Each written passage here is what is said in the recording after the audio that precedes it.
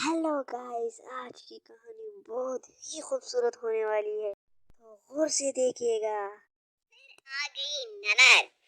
सोनाली की नई नई शादी हुई थी। उसके बाद सब नया नया सामान था जिस पर उसकी शादीशुदा ननद की हमेशा नजर रहती थी। उसकी ननद रूपाली काफी मतलबी थी।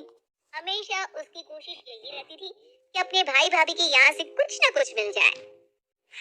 भाभी, आप मायके से जो अचार लाई थी वो दे दो ना।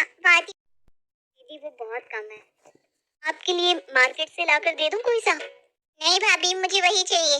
आप तो जब वापस जाओगी तब और ले आना। सोनाली का बिल्कुल मन नहीं होता उसे अचार देने का, पर मजबूरन उसे देना पड़ता है क्योंकि उसे ये भी पता होता है कि अगर वो नहीं देगी तो वो सास से जाकर उसकी बुराई करेगी और लड़ाइयाँ करवाएगी।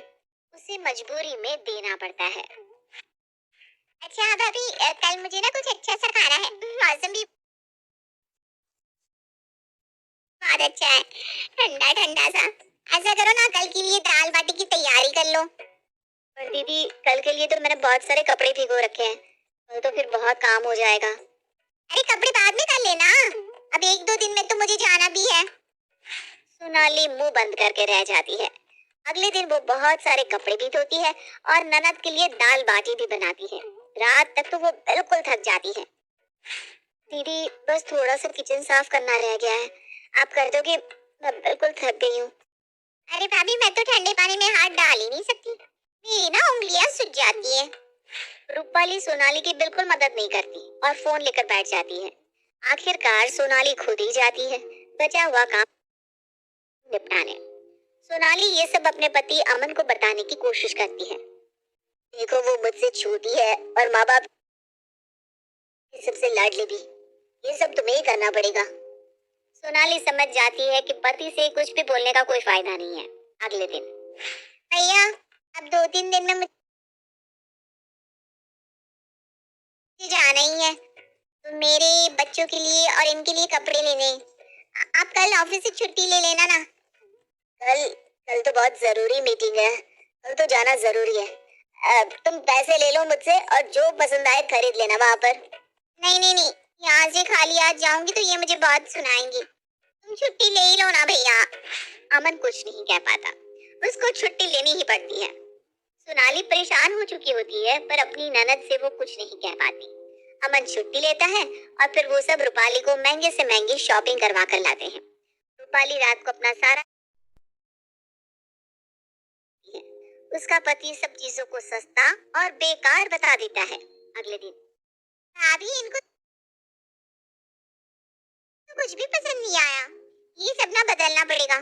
आज आप वापस चलना मेरे साथ। वो सोनाली को वापस मार्केट ले जाती है और सारा सामान बदलवा कर लाती है। सोनाली बहुत परेशान हो जाती है।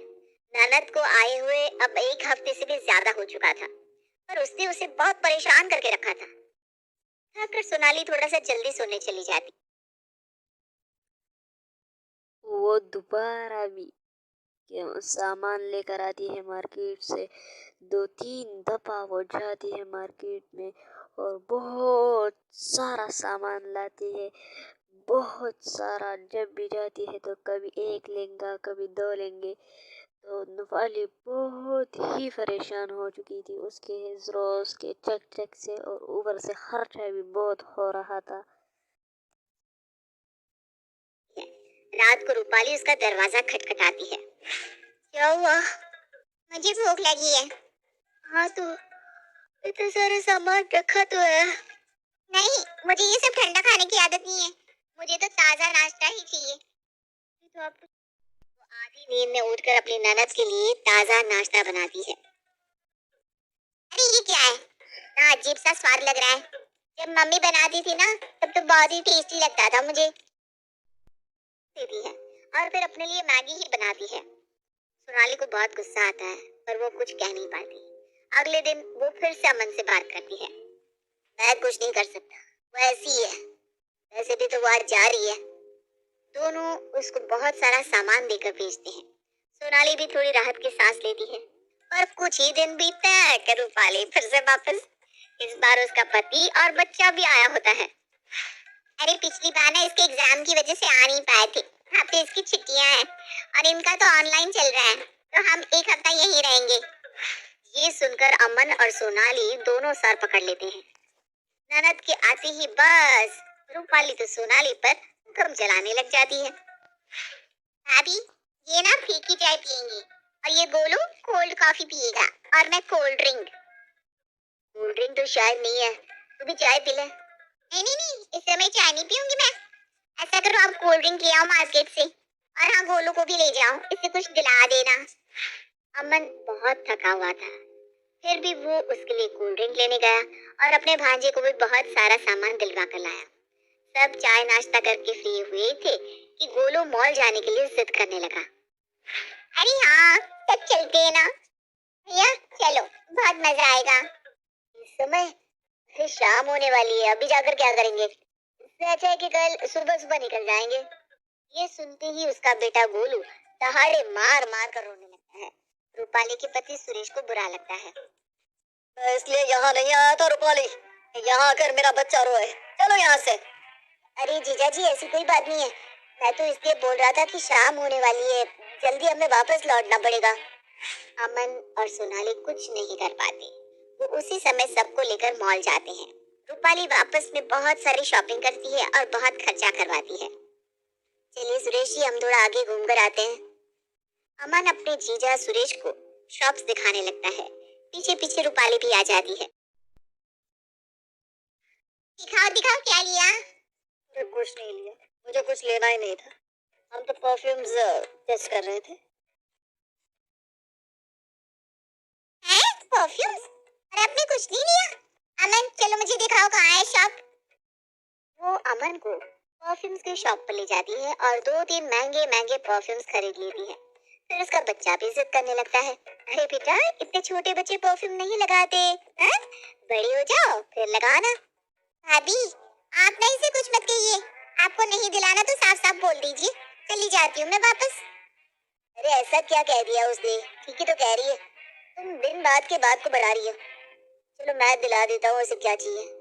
अमन अपने भांजे के लिए भी एक महंगा सा परफ्यूम खरीदता है। सब रात तक वापस आ जाते हैं और सो जाते हैं।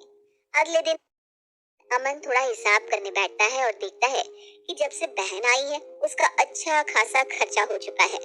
सोनाली देख लेती है कि अमन परेशान है, पर वो अपनी बहन से कुछ भूलेगा नहीं, तो वो सोचती है कि उसे ही कुछ करना पड़ेगा। सुरेश जी सुनिए ना, मुझे बहुत टाइम से एक साड़ी लेनी है, पर वो इन्हें पसंद ही नहीं आ रही और इसलिए दिला भी नहीं रहे।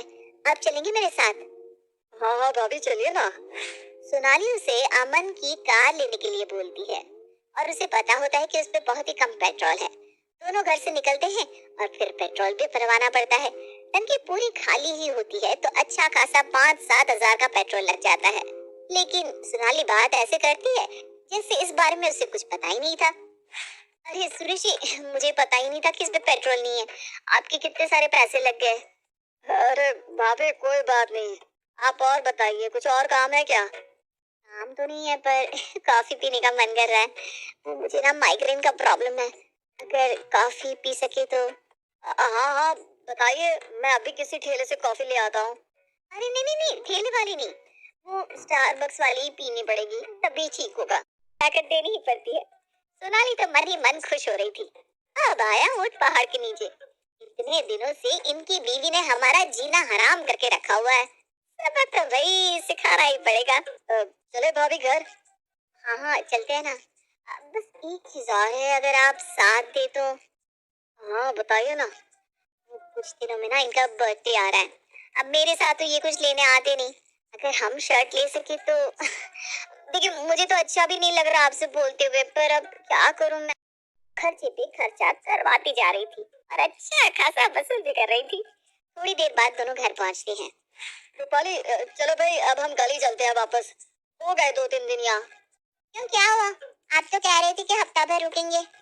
हाँ पर मुझे ना ऑफिस का काम याद आ गया है, कल ही चलते हैं। दोनों अगले ही दिन चले जाते हैं।